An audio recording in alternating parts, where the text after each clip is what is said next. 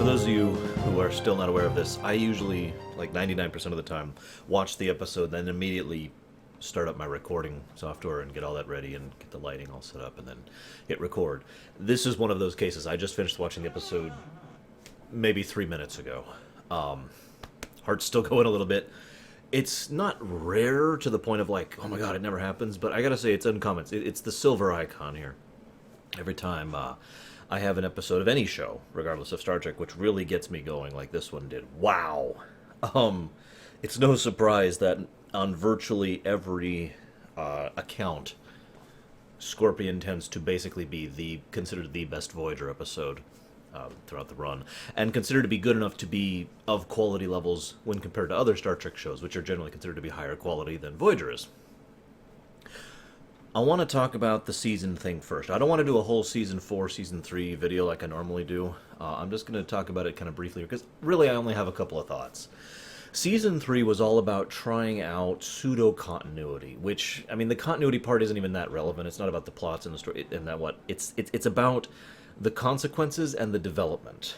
The fact that the Doctor got his mobile emitter, the advancement of his character arc, the in continuation of the Taurus and Tom character arc and their friendship with each other, the development of Chakotay and Janeway's arcs throughout this thing. You know, there's been a lot of character stuff in Season 3, and most of it's been pretty good, and most of it's been allowed to develop. I have to comment on this, though. I kind of already mentioned this before, but having rewatched the season, my opinion is basically cemented now. Season 7 of TNG was okay. It had some good parts, it had some bad parts, it had a couple of really amazing things, all good things, it had a couple of despicably, horribly, just dumb things. I know you're expecting me to say Genesis, but I'm actually going to point to that episode whose name I don't even remember. It's the Masks episode, you know which one. That's Season 17 in a nutshell, and the reason why is well, the people who had been working in season at that point in time were basically people who had been doing Star Trek for a bit, who are in the role for a while, and had basically started running out of ideas. You know, the writing staff had basically solidified in TNG right about Season 3. There's a couple of exceptions, but that's really when, you know, the behind-the-scenes crew of TNG solidified. And so Season 7 comes along, and they basically didn't really know what to do with it. For those of you who aren't fully not aware of this and haven't watched my other videos where I've mentioned this, I think I've mentioned this like 3 times, Voyager is basically made by the same staff. All the under-the-hood stuff, same writers, same creators, same producers, same directors, same basic team that was doing TNG as of Season 7. I've often said this is one of the reasons why Voyager kind of sucked early on. While it wasn't as bad as I remembered, having re-gone through it for this show, it was definitely subpar, and I think, honestly, that's one of the biggest reasons why. Because so much of the creative staff was basically stuck in the same mindset, so they didn't do anything with the show. They didn't do anything with Voyager's premise. They were just like, okay, they're in the Delta Quadrant, and they were in the Delta Quadrant for 2 episodes, and then they were back in the Alpha and Beta Quadrant, for all intents and purposes. They no real relevance or difference, other than the, will they get home? So then we have Season 3, which, as I discussed back in Basics, they had a huge overhaul behind the scenes. Basically all the creative staff, with the exception of several key writers. Jerry Taylor stayed on board. A lot of people moved positions, gained either more or less creative control, respectively. So, you know, it's not like all the staff left. But there was a pretty big overhaul behind the scenes. And it's hard to notice that Season 3 was, by just about everyone's accounts, much higher in quality than Season 1 and Season 2. Season 4, however, which we're walking into, is basically tied in my mind as of now, having not rewatched it. You know, Scorpion Part 1 is as far as I haven't even watched Scorpion Part 2 yet. But Season 4 is usually tied in my mind for quality amongst Voyager. Season 3 and Season 4 as my favorite seasons. And which is funny because that's also true in TNG. Season 4, rather than being about the idea of exploring characterization and whatnot, Season 4 was about actually fulfilling potential. They had a lot of new stuff in Season 4, the most obvious being the new cast member, which I'm not going to be talking about basically at all in this episode you're watching right now, by the way. And you might be like, well, why not? She's not in this episode. I know a lot of people tend to forget that, but seriously, go rewatch it. I just did. She's not even mentioned. She doesn't show up until episode 2. I'll be talking about that in a bit later. Moving on.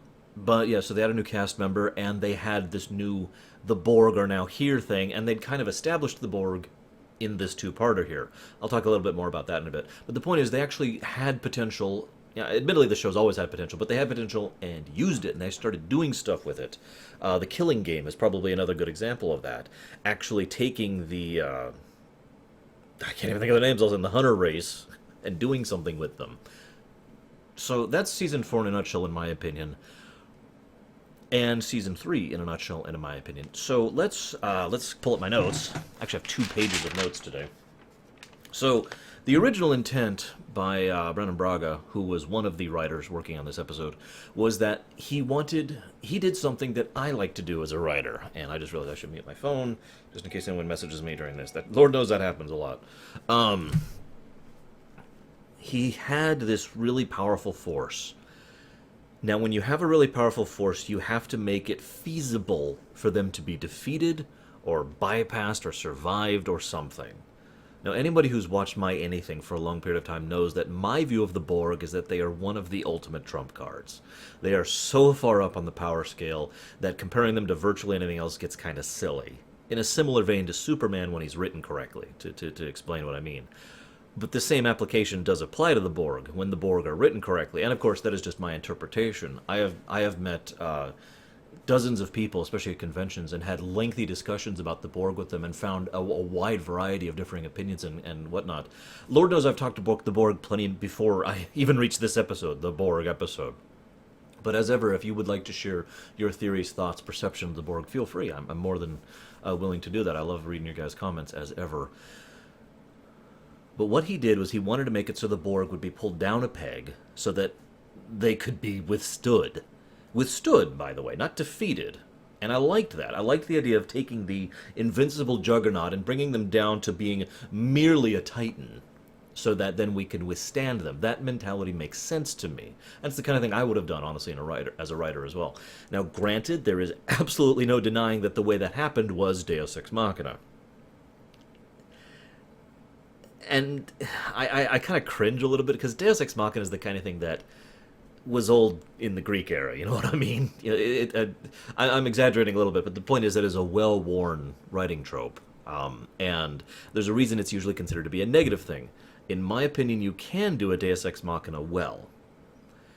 But the problem is, by simply being a Deus Ex Machina, it is, by definition, I looked it up at one point, but it's basically an unexpected or outside source of resolving an issue.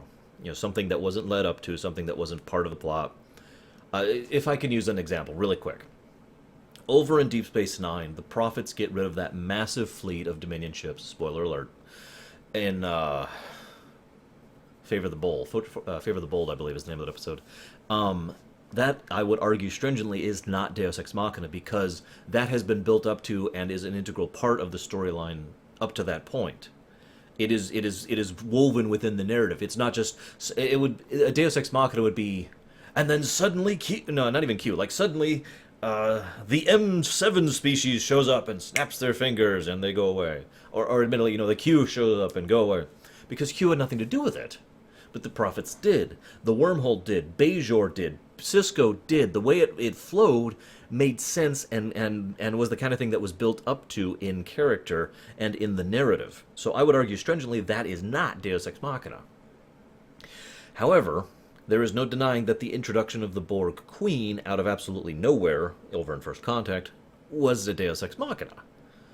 However, I think personally, I'm not going to talk about the movie too much here. In fact, I'm barely going to talk about it at all.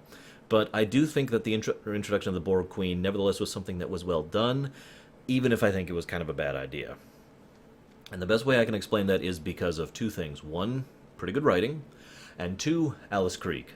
I may be pronouncing her name wrong, and I apologize, but she's the woman who plays the Queen, and she nailed it completely. So that brings me back to my point. The Borg Queen is dead.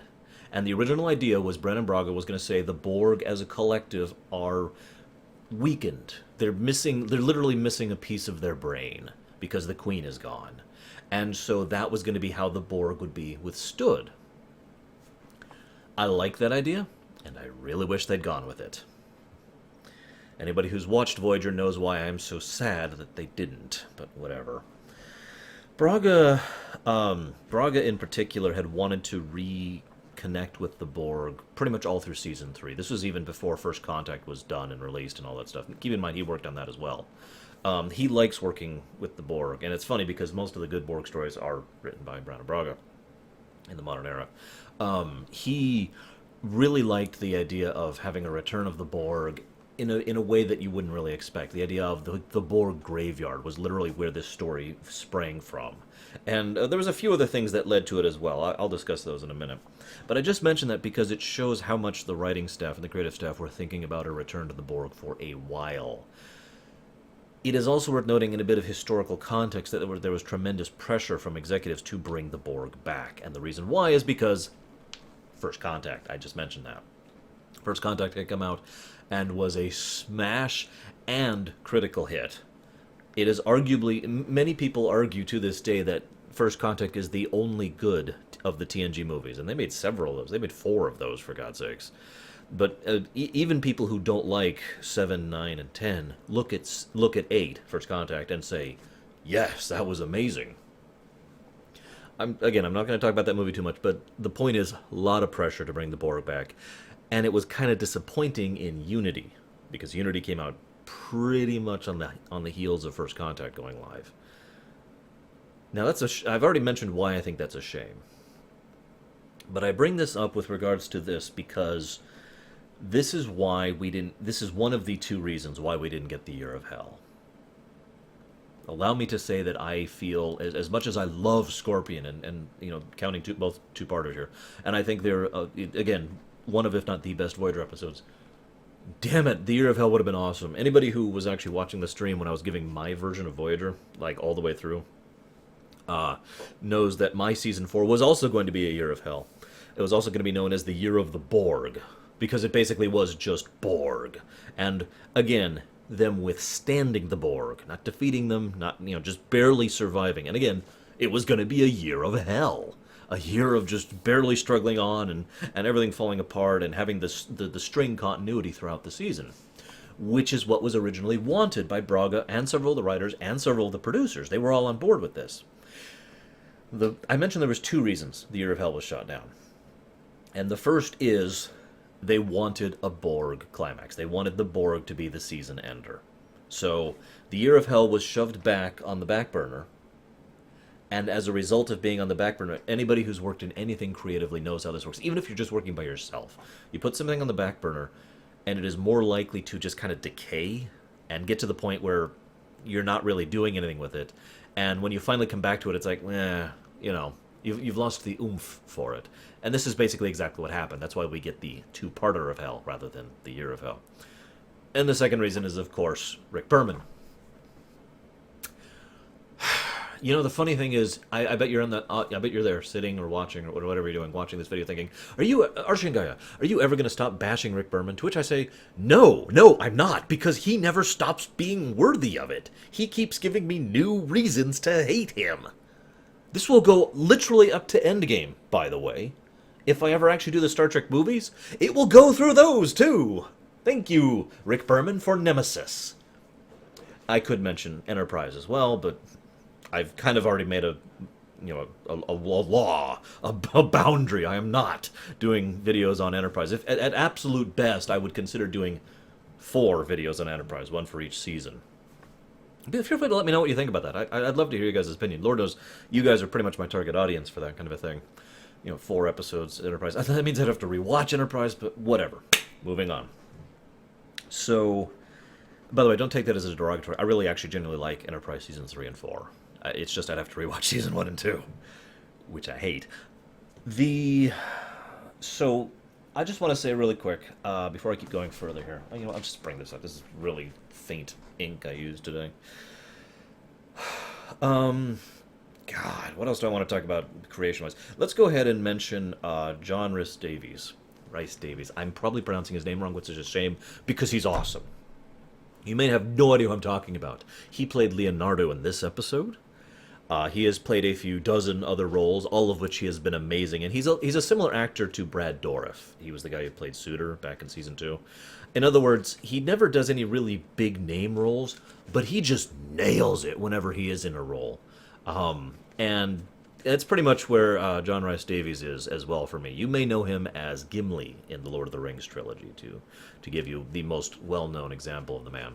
Anyways, he plays Leonardo, and the casting of him as Leonardo, in my opinion, actually was a genuine reason why this episode succeeded so well. One of the big reasons. And I mean this sincerely. I'll talk about why in a little bit. But he adds so much weight and validity to the role of a holographic recreation of Leonardo da Vinci, that you actually could believe that that is Leonardo da Vinci, that he doesn't feel like just some kind of character within a character, show within a show kind of a thing. It feels like he has some presence, and that's probably because the actor himself has tremendous charismatic presence. So, I'll talk about why I feel that's relevant in a little bit. So let's compare this to the other big successful Borg episode. Yeah, I know, there's been several, but let's talk about the big one, Best of Both Worlds. Now, I'm going to be discussing that video sometime in the distant future. Sometime in 2037 or something like that.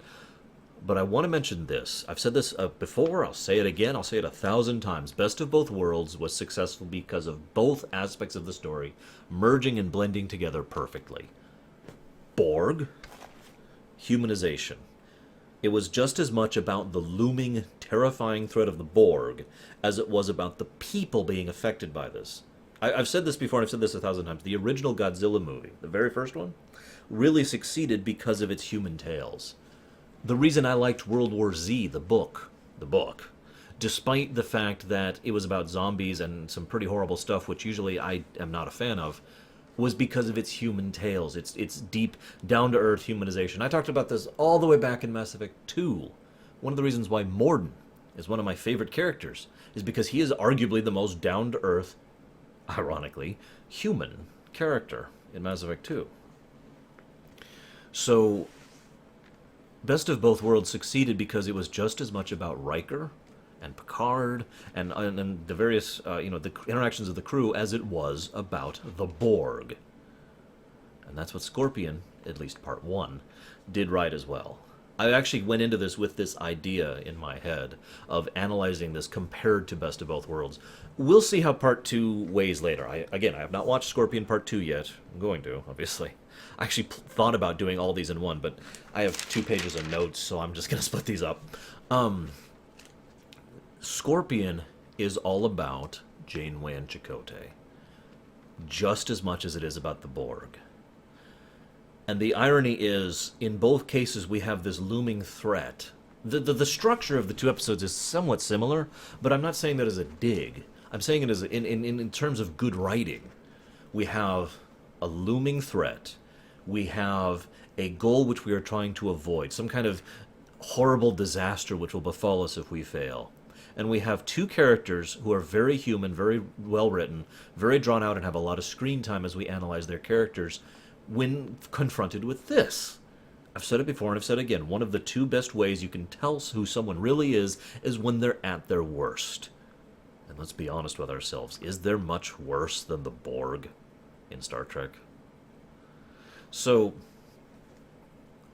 in Best of Both Worlds, that was the Borg were the threat. The assimilation of Earth, and indeed the entire alphabetic quadrant, was the disaster, and it was all about Riker. And I suddenly can't think of her name. Shelby. I know you thought I was going to say Picard, but we're talking about part 1. It was all about Shelby and Riker. Part 1 of Scorpion, it's all about Chakotay and Janeway, looming threat of the Borg, and the disaster of 8472, aka the Undine, who I'll be referring to them as from now on, by the way, because I don't like saying 8472. The Undine. If you don't know what I'm talking about, Star Trek Online, which has basically continued the Star Trek storyline past Nemesis, really, gave them a name, and that's the name. Moving on. So, that human element, I feel, is really what helped flesh it out. But there was one other thing that, I knew that walking into this. I planned to analyze it and see if I was right. But I already had that thought. What I forgot was how much Scorpion went out of its way to really get an air for the tension. One of the reasons I always felt Best of Both Worlds worked so well was the Borg were not... I hate to say this. They weren't Michael Baying it. They were not, I'm going to destroy you, and then you're dead, and then I blow up the city. They were in the distance. They were on the horizon. They were that terrible storm you could see just over that mountain range. And they were just sitting there, and you knew it was coming. And you knew it was going to be here. And once it got here, there was nothing you could do about it. So all you can do is sit there with that looming dread, just suffusing your being. Scorpion does the exact same thing. Now, it kind of doesn't do it as well. I'm not going to try and say that it does. But overall, the Borg, we don't really encounter or engage the Borg, except for 2 key points, which I'll be talking about in a moment. Rather, the Borg are always this looming threat. We have entered Borg space. And that's the difference. It's not about a cube anymore. It is about the Borg. We have entered Borg space, a colossal, gargantuan chunk of space. And there's nothing we can do about it. I like the teaser. I like the teaser of this episode. It's, okay. I gotta talk about something else. I mentioned historical context. Let's go ahead and give a little bit of historical context. I thought I had a note about that. Oh, here it is. It's right here. Duh. Again, keep in mind, we all just watched First Contact, and then we saw Unity, which was not the Borg. Not really. It was about the new collective, which I've talked about back in Unity. Nothing else to add there. But the point is, it wasn't the Borg. I bring this up specifically because a lot of the fandom was having extensive debates, myself included. And I mean extensive. Like I mentioned, I'd go to conventions and we'd all chat about the Borg. That was a very popular topic at this point in time in real life, before Scorpion came out. When they started teasing that the season finale would be about the Borg, speculation ran wild. Because one of the biggest questions was, are the Borg still a thing? We saw all the Borg on that ship die when the Queen died. Does that mean the Borg in the present are basically non-functional, deactivated? Is there a Borg anymore? You know? That was one of those biggest things. So seeing that the Borg are still a force was something that was very important to get across. But the second thing is, we weren't 100% sure how of a lot of things. It's funny and yet sad, but a lot of information we get about the Borg does actually come from Voyager. I mean, there's some obvious exceptions to that. But for example, the idea of Borg space is one of those things. One of the theories that was tossed around a lot, actually, was that there were not that many Borg ships at all. That the Borg were just maybe 5 ships, maybe a few less than that, something like that. A few cubes. Now, a few cubes is still a colossal force, especially given what a single cube is capable of. But the point is, that was actually a rather popular theory for a long time, even up to Descent, where they had that other ship. I mean, obviously those weren't really Borg, but the point is, even up to Descent, the idea was that that was the populace of a single cube that has been lost, which would, at that point in time, bring the total losses of cubes up to 2.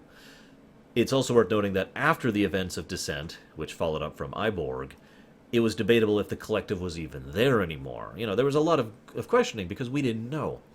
Voyager gave us all that information. Voyager told us, yes, Borg do have a territory. Yes, Borg do have unicomplexes. Yes, the Borg Queen can basically be rebuilt or reconstituted. That's still in the realm of theory. They never hammered that out exactly. I'll talk about that later when the Borg Queen actually becomes a thing in the show, which is not here. Thank God for that. You know, do the Borg have the concept of a fleet? How massive are the Borg as a whole? You know, all these things we didn't actually know. The first thing we see in this episode, it's a 20-second teaser, and arguably one of the most effective teasers in Voyager history. It's 3 cubes, giving the standard hail, and then being blasted to hell. Boom, done. That's an attention grabber right there. That sure as hell grabbed my attention. As soon as it cut to commercial, I was at my mom's house, because we lived in the same town at the time, I've mentioned this before, and I just turned to her and I'm like, oh my God! And we got a phone call. And it was one of my friends who was like, did you see that? You know, because it was a big deal. I mentioned this historic context thing, though, because it kind of changes how you look at Scorpion. Nowadays, going back, I have my own envisionment of the Borg, based on my own perceptions and what I've seen in the shows, and it's different than what I had back then. And back then, I just look at this like, oh my god. Because, again, the idea of the Borg was not that they were, the Zerg. One cube was more than capable of basically winning. It is widely considered fact that if that one cube had not been stopped at Earth, in Best of Both Worlds, the Borg would have won. They would have taken the Alpha and Beta quadrants and just plain won. One ship. So the idea of multiple ships, the idea of fleets was just, oh my god, given what, and that scene where the 15 cubes show up was just, 15? 15 of those things! That could carve the Alpha and Beta quadrants up. It would literally be more travel time than anything else. Just, okay, we went. But I'm getting a little bit off topic. Let's get back to my notes here. A couple of cool things here. I like Leonardo's introduction. I already mentioned the awesome actor, but it's a good way to start the episode proper. It's a good calm before the storm. Given that we just saw those 3 ships, we know that storm is coming. Again, that's that dread thing coming into it. But it's also, again, the actor also makes it feel like more than just a diversion. He feels like he's part of the narrative, and I'll talk about why in a little bit. But the idea of Janeway talking to him, trying to... This is part of what I was just talking about. The fact that Janeway actually tries to convince him to let her stay.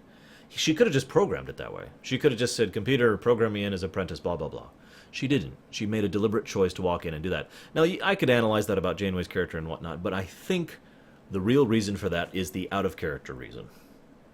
It lends weight and credence to the character of Leonardo da Vinci. It makes us, the audience, see him as more of a character than what we see most holodeck characters as, which is basically non-characters. Let's be honest, they kind of see it that way in character, too, in universe. So that was a good touch. The fact that Janeway also has her uniform on is something that, believe it or not, I think was done deliberately, and it's a nice subtle touch, and I'll talk about that much more later in a Season 4 episode concerning flight. The other thing, though, I mentioned Leonardo is part of the narrative. It's because of the fact that in the popular mind, and as the way he is presented here, Leonardo has always been the best of both worlds. He has been a creative, or he has been an analytical, engineering genius who has a brilliant scientific mind that also had the potential for creativity and imagination and passion. Now again, we don't actually know what Leonardo da Vinci was like. We have accounts upon accounts of accounts from accounts, But that's how he is perceived, and, more importantly, that's how he showed in the episode. That's how he's used in the episode, as that merger. And that is what this episode is ultimately all about.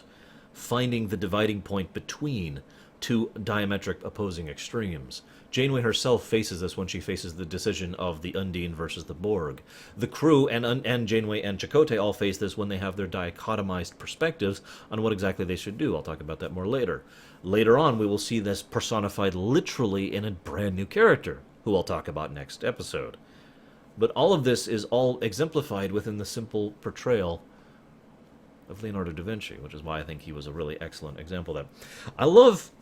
One of the things this episode does really, really well, and again, it's something that's kind of unusual for Voyager, because you don't really see tension all that often in Voyager. I mentioned back in Displaced, they did that well, so definite props there. But here, there's several scenes that are honestly just, skin tingles kind of a thing. And one of them for me is right at the beginning. We lost a probe in this area, and I thought it was a malfunction until I looked at the last telemetry, and it shows a Borg cube. And the camera pans, and everyone's face just goes... And it just goes solid cold, because they realize what that means. We have finally found the Borg proper. We knew this was coming, and oh crap. And then they have the meeting scene, which I'm going to talk right into. The fact that the meeting scene actually felt like it wasn't the magic meeting room for once. It was literally them talking and discussing, debating, and, okay, we need to do this, and we need to do this, and this crew needs to be this. We need to be on top of it everywhere. And then that leads directly into a montage of them actually preparing for the oncoming inevitable storm over that mountain range. This is what I meant earlier. They don't really have a lot of the Borg just walking in and swatting at Voyager like they could. At least till later. It's all that buildup, it's all that dread, that tension. Very well done stuff. And I feel like it all boils down to one simple thing. Everyone involved, the actors, the writers, the directors, the cameramen, the editors, the music people, all treated the Borg like they were the Borg! Like they were a serious, oh my god, nothing past this, up to 11 threat. Like they were the nth, you know? Everyone was treating the Borg seriously. And everyone displays a level of competence, with one exception, I'll get to that later, throughout the course of this episode that really bespeaks the fact that they are taking this seriously. And it's in character and out of character. The way the shots are presented, the way the scenes are structured. There's a beautiful scene later on, I'm going to skip ahead a bit. There's a beautiful scene later on where, you know, they're you know, sir, we've discovered something, and then it cuts to Chakotay's face, and we can't see what he sees. He just goes, "Get the captain." And then we cut to the bridge, and we see dozens of Undine vessels. The Northwest Passage. That is brilliant construction, and the kind of stuff that is good television, is good writing, is good producing. But honestly, we don't see that much of that in Voyager. Voyager is usually content to just kind of be there, you know, be formulaic. Even though Season 3 is good, even the better episodes of Season 3 don't really do those kind of cuts and takes all that often. They really pulled their they stopped pulling their punches for this episode. Which is funny, because that also, I need to give a credit to the graphics department, who did a absolutely stellar job. They blew a lot of their budget on this episode. They had been saving up. A lot of the previous episodes they basically held back. This is common in television. You have a budget per season, not per episode. So, you know, you dice it out and you budget it out. And if you want to do something big for an episode, you hold back on other episodes. And they've been doing this for a while to save up budget so that when Scorpion came on, they could just fling money at it. And it shows. For example, those destroyed Borg cubes, they actually constructed those. CGI, obviously. So when the pieces fly off, you can actually see the pieces. And they did a much, much higher detail version of the cube to be shown. Cubes, but it's all the same model. The presentation of the Undine themselves, you know, all this stuff really was on display, and they did a lot of they did what I always believe in, you know, the idea of mundane, classic, you know, old style effects. I can't think of the term for some reason. You can tell I'm excited.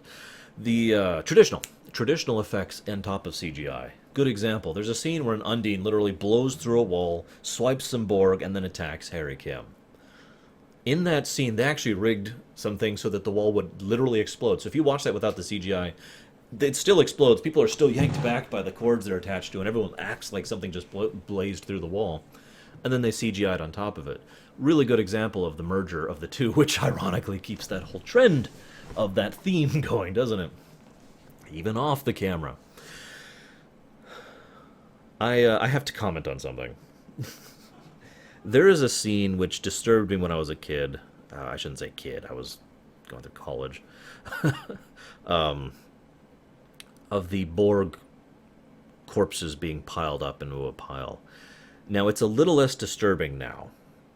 But I gotta be honest, the only reason why is because I know what that is.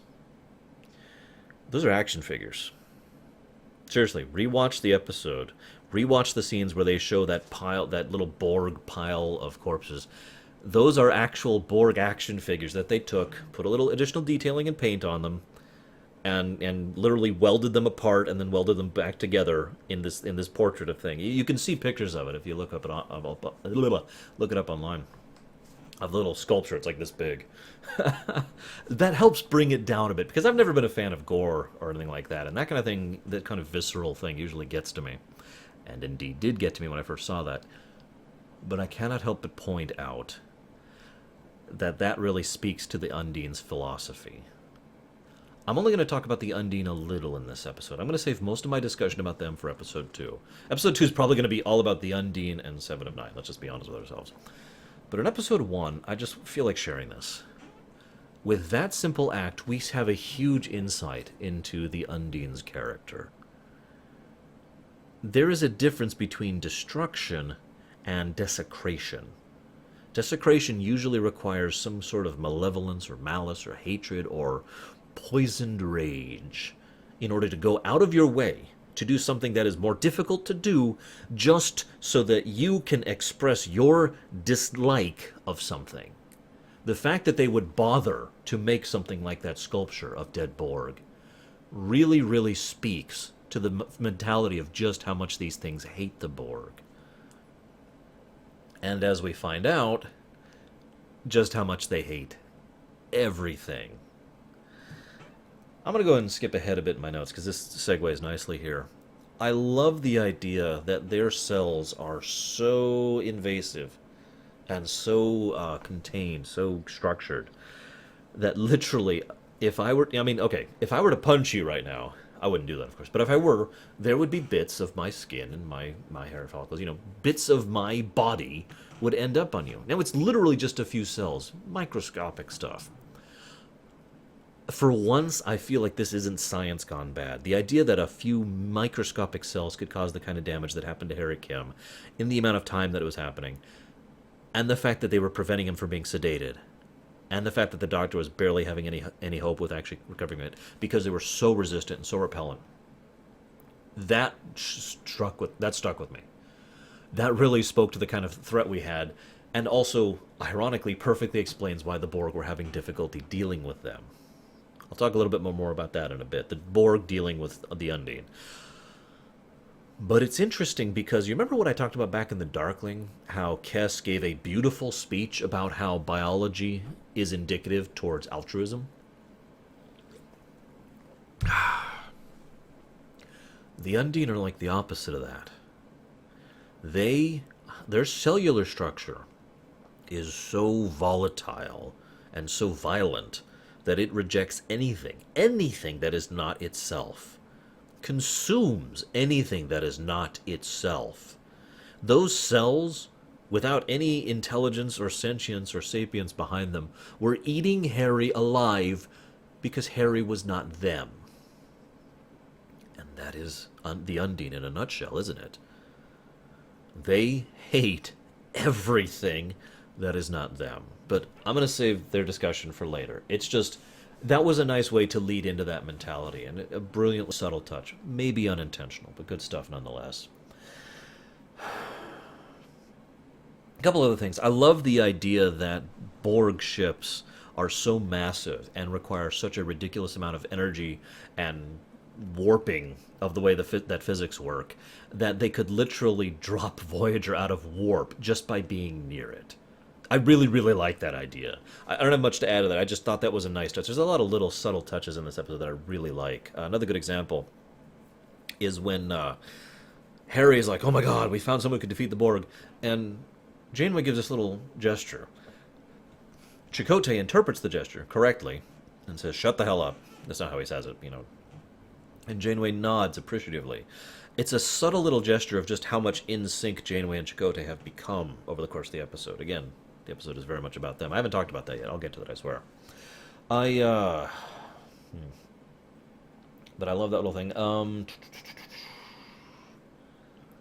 go ahead and talk about the Borg graveyard here. They had this whole Borg graveyard scene, again, brilliantly done by the special effects crew. And it was done and shot in a style deliberately intended to invoke reminiscence of Wolf 359.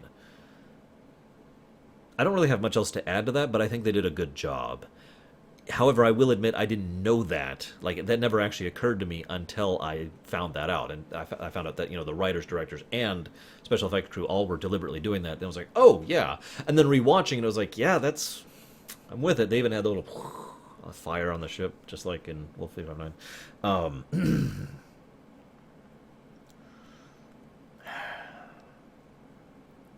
Let's go ahead and just skip ahead. I swear I had something more to talk about the Borg.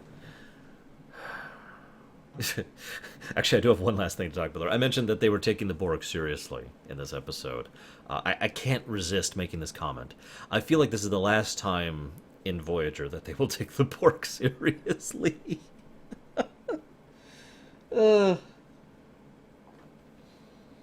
It's sad because it's true. Moving on. Chakotay and Janeway. One of the things I like about this is the parallels in analyses really do kind of flesh out between the comparisons between this and Best of Both Worlds. We have a somewhat stoic, a little bit unapproachable captain who is very much a thinker and likes to find a way out no matter what. And I know I'm generalizing. I'm not trying to diss the episode. Don't mistake. Just bear with me. And we have a commander who is much more personable, much more down to earth, much more take charge, much more military, if I would put it in such terms, and taken towards action. And both of them have a general disagreement on how to present themselves, blah, blah, blah. The difference is, in Best of Both Worlds, the question wasn't so much how do we stop the Borg. I mean, it was. It was... How do we stop the unstoppable? Everyone involved had this general era of, with the possible exception of Shelby, of despair. There is no stopping the Borg, so what can we do? Well, we have to figure out something. Well, we'll try something. Well, that didn't work. Well, now what can we do? Et cetera, et cetera. In Scorpion, they took that and did a little different of a spin on it.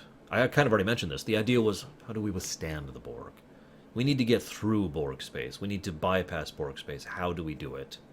And they have this seeming ray of hope. One of the things this episode does very well, I wrote it down right here. The episode is a beautiful escalation of bad to worse to even worse. The whole throughout Scorpion 1, the stakes never stop getting raised. They actually get raised once more in Scorpion Part 2. I'll talk about that later. But the idea of, okay, we found the edges of Borg space. Okay, that's bad. There's lots and lots of Borg here. Okay, that's horrible. There's something trying to destroy the Borg. Huh? And something is succeeding at destroying the Borg. Huh? And then, okay, it's okay. We have a passage. We have a safe way. And then there's that brilliant scene I mentioned earlier. And it's like, oh, that's where there's no Borg. Because that's where the Undine are. And then it just kind of hits the despair event horizon. But then it keeps going. Because then right at the very end, we see 3 Borg cubes, only one of which survives, literally dragging Voyager to safety. Because at that point, and I love this because we got the implication of that even in the episode, even not knowing.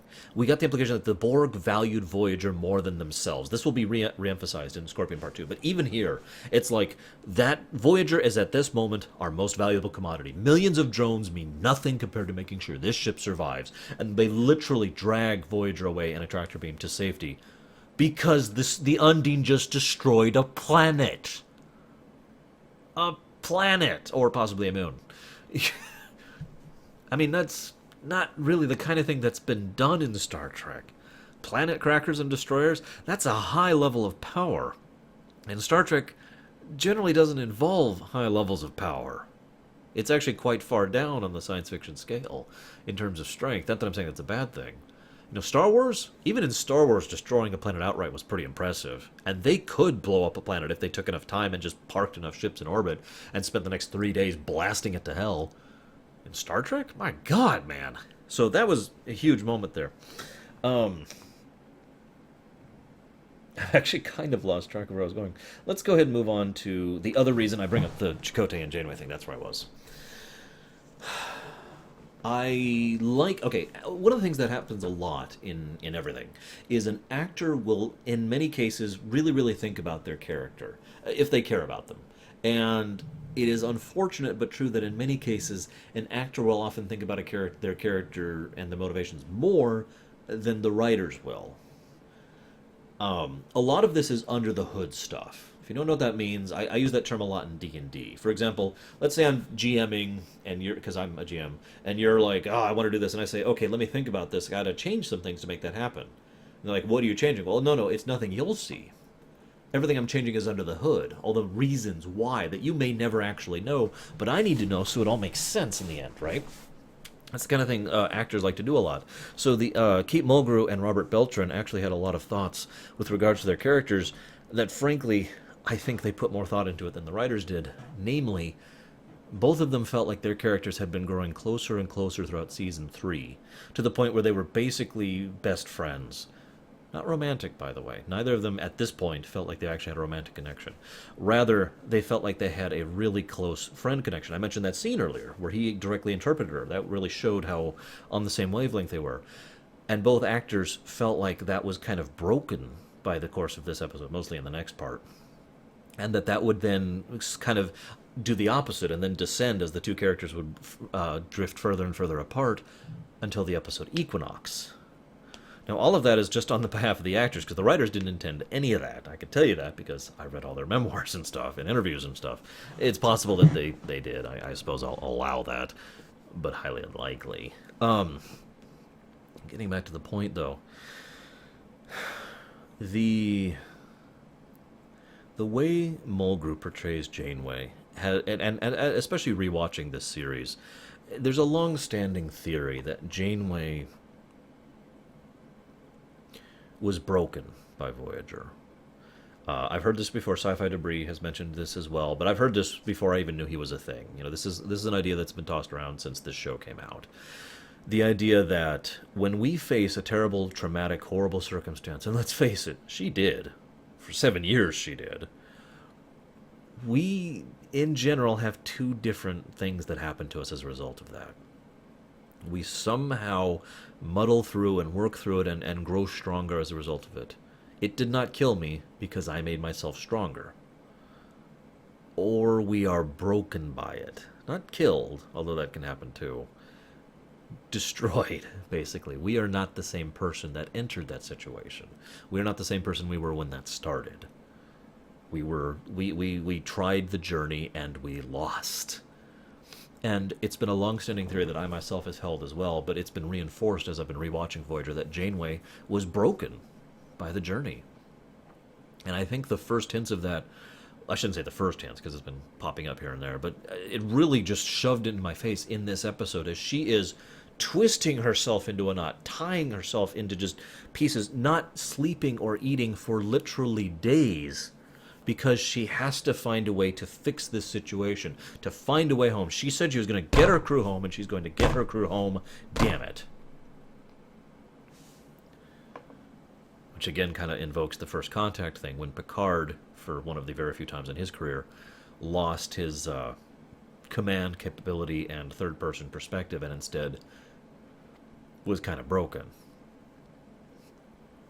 But I mention this especially because it's a horrible irony and a great symmetry that Janeway, the Starfleet captain, is arguing that I will do something that I know is wrong in order to accomplish something that I believe is a greater good.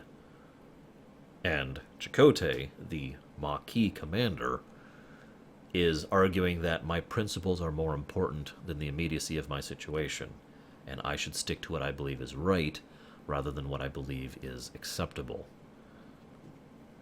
And I know that one was done on purpose, the two positions and the juxtaposition thereof. I do like a couple other things here. Kes has visions and premonitions and stuff. Hasn't come up a lot, to be blunt. Not really. But the thing I like about it is they take it seriously. At no point do they say... They never treat her like a Cassandra. If you don't get the reference, just go look it up. Greek Cassandra. Cassandra Truth. That'll lead you to it. I'll wait till you're back. Okay, so... Welcome back. They never treat her like that, and that always, I like it when they don't do the Cassandra Truth thing. I hate the Cassandra Truth thing, to be honest with you. It bugs the crap out of me.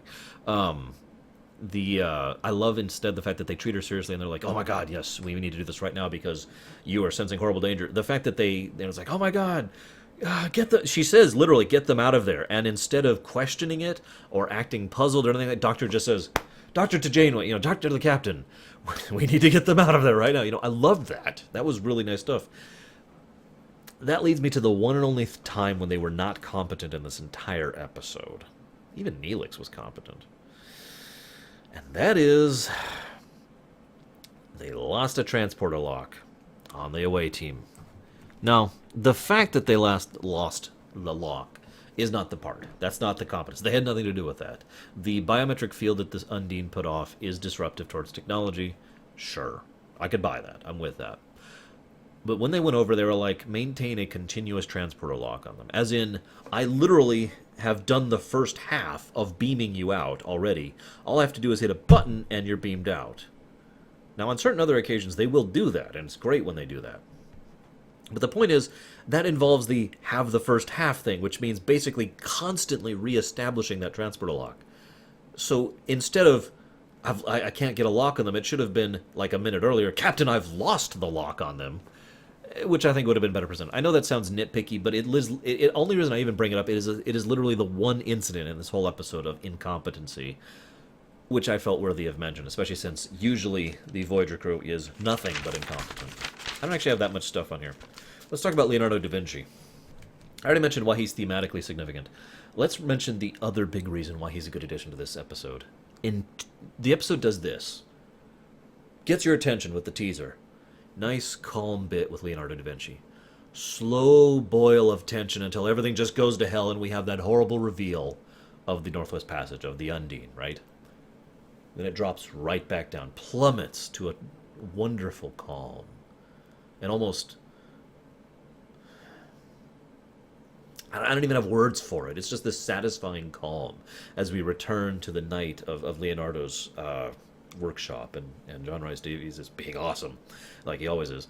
And we have that intermission. That intermission, I've heard one person ever complain about the Leonardo incidents in Scorpion. And again, as always, I'm wonderfully anticipating your guys' comments and telling me how stupid I am for thinking this.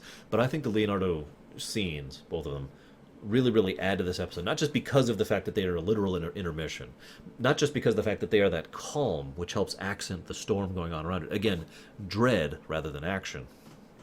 But the way he presents himself at all times... I guess I'm repeating myself. It just occurred to me. The second note I wanted to make is the fact that the calm and the intermission really helps flesh out the dread of the episode. I already talked about why he's thematically significant. Don't need to refresh that. I'm sorry, I'm kind of tired. I don't get much sleep these days, watching after the kid. I like the idea of the Borg adapting. There are two things they wanted to do with the Borg in the Scorpions, and... one of them was the Borg themselves adapting and changing, and the other was what will become 7 of 9. Again, I'll talk about that next time. But the Borg adaptation thing was a deliberate choice. The Borg have never negotiated before. The Borg have never traded before. And yet, for the first time, they are considering doing so because they are pressed into extreme circumstances. The Borg are literally, culturally evolving in front of our eyes in this episode, and it's brilliant. And I really wish they'd kind of kept going with that rather than what they did do. So we could see what happens when the Borg actually develop a culture, develop a society, develop the concepts that we nowadays take so commonplace as to consider them, like, as to not consider them, basically. But think about this. The Borg don't have a real concept of relative trade. You know, they don't have a concept of... I give you this, you give me this. They understand the concept of value, as I mentioned earlier. And yet at the same time, do they? Here's an interesting thought. Would it not be interesting that with the absence of the Queen, the Borg Collective don't really have a concept of value until it was engendered within them by this cultural evolution? Or to explain what I'm saying a little bit more simply, Janeway approaches them, threatens them, offers to trade, offers to negotiate. So the Borg say, okay. And yet they approach it on their terms, in terms they can understand. You want to trade? Very well. We will beam you onto our ship and state your demands. The way they say that is very Borg and shows that they don't fully get it yet. And I like that. But my point is, because they are considering the concept of a trade, the concept of negotiation, because they pause and they say, very well, we will consider this, we will accept this, we will... state your terms, that kind of a thing, right? It shows that they are processing what's happening to them and that it is new. And therefore, they would understand as a result of that the concept of something being extremely valuable, something being so much more valuable than all, other things, like, say, Voyager being more valuable than their cubes. Just food for thought. I don't think that's actually true, but it would be kind of cool, right? Nevertheless, the idea of literally watching the Borg evolve in front of us, and I think I'm actually using that term correctly for once, because most of the time science fiction uses the term evolve, and what they mean is actually mutate, but I think this actually qualifies as a social kind of evolution. One of the things, three things I have to add, and then I'm done. Passwares. Hope you like the new intro, by the way. Number one. The interesting thing I find is that Janeway makes this decision to negotiate with the Borg to get her crew home. Now that's very character-driven, but that's good, and I like that. It very much speaks to everything I talked about before, and I'm not going to reiterate myself, right? I mention it here because Janeway made the correct decision, and we know that with the benefit of hindsight. But the problem is, the Undine are not a problem for the Borg. The Undine are a problem. Now, they didn't realize this at the time. They didn't know this at the time. They didn't understand the full extent of the threat of them.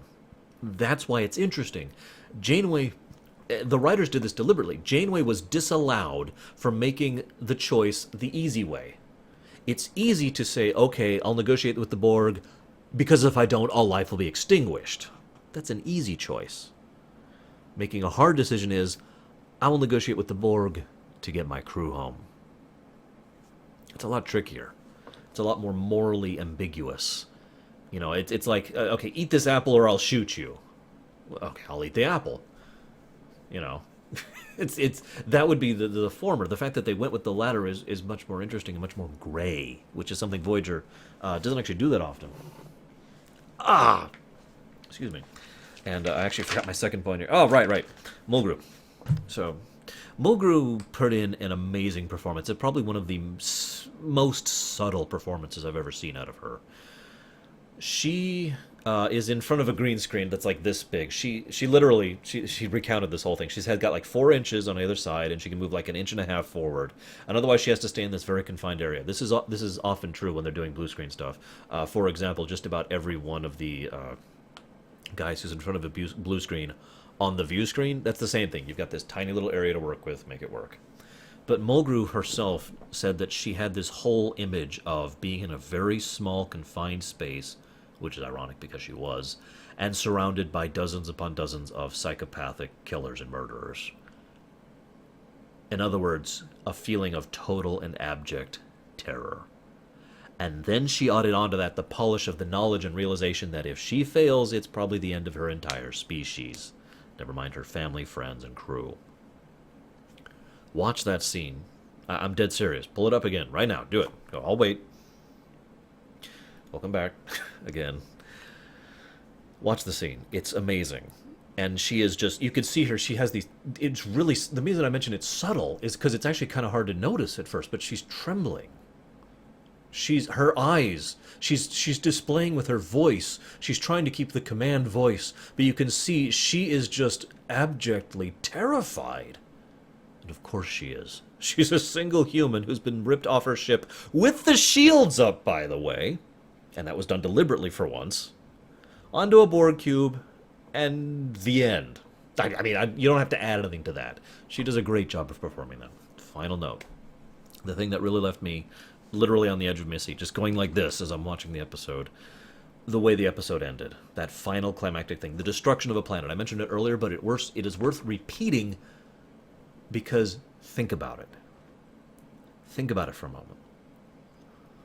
An alien race who is blindly hateful, and by this point we have learned that they hate everything that is not themselves. We know that biologically, and we know that socially. We know that they will probably try to destroy everything. And they can destroy planets. That pushed the threat level past anything it had been before. This is now literally a galactic scale threat. And that was a brilliant, wonderful, amazing way to end the episode. But I'll be talking more about that next time. Resistance is futile.